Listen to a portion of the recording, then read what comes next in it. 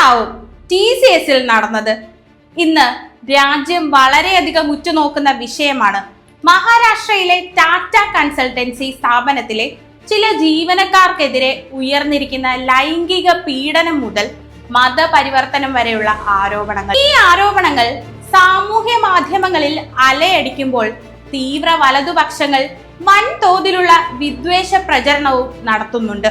എന്താണ് യഥാർത്ഥത്തിൽ TCSൽ സംഭവിച്ചത്? 2026 മാർച്ച് 26 മഹാരാഷ്ട്രയിലെ നാസിക് നഗരത്തിലുള്ള ദേവ്ലാലി ക്യാമ്പ് പോലീസ് സ്റ്റേഷനിൽ രജിസ്റ്റർ ചെയ്ത ഒരു FIRലാണ് കേസിന്റെ തുടക്കം. FIR 0156 പ്രകാരം TCSന്റെ നാസിക് BPO യൂണിറ്റിലെ ഡാനിഷ് ഷെയ്ഖ്, തൗസിഫ് അത്തർ, നിധ ഖാൻ എന്നീ ഉദ്യോഗസ്ഥർക്കെതിരെ അതേ യൂണിറ്റിലെ ജീവനക്കാരിയായ യുവതിയാണ് പരാതി നൽകിയത്.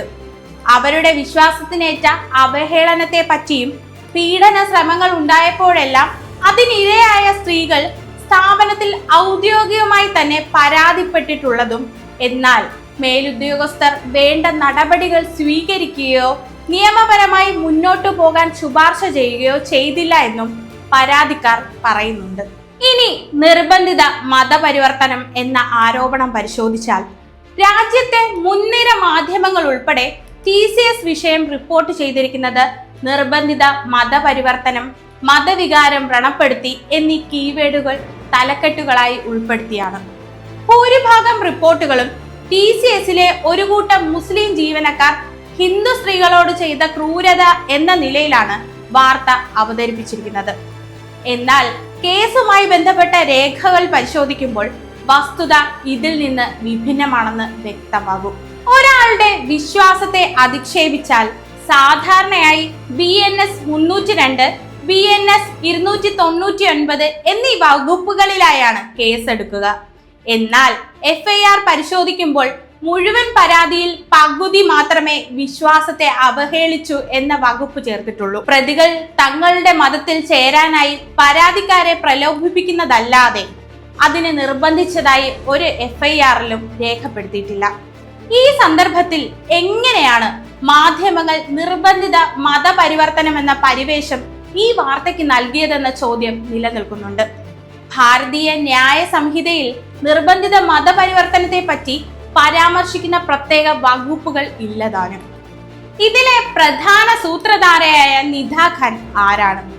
TCSലെ കുറ്റകൃത്യങ്ങളുടെ പ്രധാന ആസൂത്രിതയും പ്രതികൾക്കും പരാതിക്കാർക്കും ഇടയിലുള്ള കണ്ണിയായും മുഖ്യധാരാ മാധ്യമങ്ങളും സാമൂഹ്യ മാധ്യമങ്ങളും അവതരിപ്പിച്ചയാളാണ് നിധ ഖാൻ.